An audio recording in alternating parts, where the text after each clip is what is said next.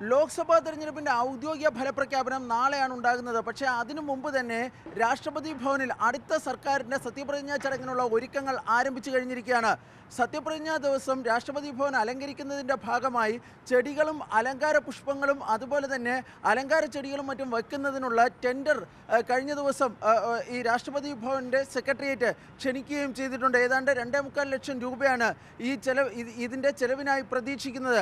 Tender ആർക്ക് നൽകണമെന്നതിനെ സംബന്ധിച്ചുള്ള തീരുമാനം ഇന്നുണ്ടാകുന്നതായിരിക്കും. ടെൻഡറിൽ വ്യക്തമാക്കിയിരിക്കുന്നത് ടെൻഡർ ലഭിച്ചാൽ 5 ദിവസത്തിനുള്ളിൽ തന്നെ ഈ ചെടികളും പുഷ്പങ്ങളും മറ്റും രാഷ്ട്രപതി ഭവനിൽ എത്തിക്കണമെന്നതാണ്.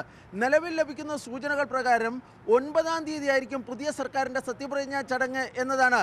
ഈ എക്സിറ്റ് പോൾ സർവേ ഫലങ്ങളൊക്കെ BJPക്ക് വലിയ വിജയം പ്രവചിക്കുന്ന സാഹചര്യത്തിൽ BJP ഈ സത്യപ്രതിജ്ഞാ ചടങ്ങ് വലിയൊരു സംഭവമാക്കി മാറ്റുവാൻ തന്നെ തീരുമാനിച്ചിട്ടുണ്ട്. ഒരു ചരിത്ര സംഭവമാക്കി മാറ്റുവാൻ തന്നെ തീരുമാനിച്ചിട്ടുണ്ട്. നേരത്തെ കർത്തവ്യപഥത്തിൽ വെച്ച് ഈ സത്യപ്രതിജ്ഞാ ചടങ്ങ് നടത്തുന്നതിനെ സംബന്ധിച്ചുള്ള സാധ്യതകൾ BJP ആരാഞ്ഞിരുന്നു. പക്ഷേ നിലവിൽ ഡൽഹിയിൽ കാലാവസ്ഥ, അതായത് ഉഷ്ണതരംഗത്തിന് സമാനമായ കടുത്ത ചൂടാണ് ഡൽഹിയിലുള്ളത്. അതുകൊണ്ട് തന്നെ തുറന്ന സ്ഥലത്ത് ഈ കർത്തവ്യപഥത്തിൽ ഇങ്ങനെ ചടങ്ങ് വെക്കുന്നത് ഫലപ്രദമായിരിക്കില്ല എന്നൊരു അഭിപ്രായമുണ്ടായിരുന്നു.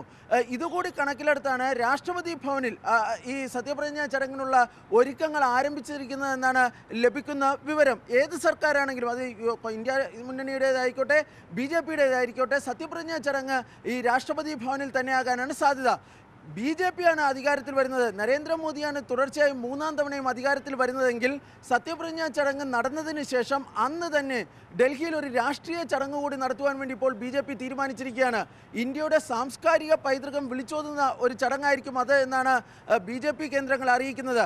ആ ചടങ്ങ് നടത്തുന്നതിന് കർത്തവ്യപഥ്, അതുപോലെ തന്നെ ഭാരത് മണ്ഡപം, യശോഭൂമി കൺവെൻഷൻ സെൻറ്റർ, രാംലീല മൈതാനം, ചെങ്കോട്ട തുടങ്ങിയ പല പ്രദേശങ്ങളും BJP പരിഗണിക്കുന്നുണ്ട്. പക്ഷേ ഈ ചൂടൊക്കെ കണക്കിലെടുത്തുകൊണ്ട് ഈ ചടങ്ങ് ഒരു ഇൻഡോറിൽ നടത്തുന്നതാണ്, അതായത് കർത്തവ്യപഥിലോ രാംലീല മൈതാനിലോ ഒക്കെ നടത്തുന്നതിനേക്കാൾ ഉപരിയായി പകരം ഒരു അടച്ചുറപ്പുള്ള വേദിയിൽ നടത്തുന്നതായിരിക്കും നല്ലതെന്ന ഒരു വിലയിരുത്തലാണ് BJP എത്തിയിട്ടുള്ളത്. അങ്ങനെ വരികയാണെങ്കിൽ ഭാരത് മണ്ഡപത്തിൽ വെച്ചായിരിക്കും ഈ ചടങ്ങ് നടക്കാൻ സാധ്യത എന്നാണ് BJP കേന്ദ്രങ്ങൾ അറിയിക്കുന്നത്. ഏതാണ്ട് 10,000-ഓളം പേരെ ഈ ചടങ്ങിലേക്ക് ക്ഷണിക്കുന്നതായിരിക്കും. ആ ചടങ്ങിൻ്റെ ഭാഗമായി ഒരു സൗണ്ട് ആൻഡ് ലൈറ്റ് ഷോയും നടത്തുവാൻ വേണ്ടി ഇപ്പോൾ BJP തീരുമാനിക്കുകയും ചെയ്തിട്ടുണ്ട്. അതായത് വൈകിട്ട് ആരംഭിക്കുന്ന സത്യപ്രതിജ്ഞാ ചടങ്ങ് അവസാനിക്കുന്നത് ഈ ചടങ്ങോട്, ഈ രാഷ്ട്രീയ ചടങ്ങോട് കൂടിയായിരിക്കും. ആ ചടങ്ങിൽ പ്രധാനമന്ത്രി നരേന്ദ്രമോദി രാജ്യത്തെയും BJP പ്രവർത്തകരെയും അഭിസംബോധന ചെയ്തുകൊണ്ട് സംസാരിക്കുമെന്നാണ് BJP വൃത്തങ്ങൾ വ്യക്തമാക്കുന്നത്.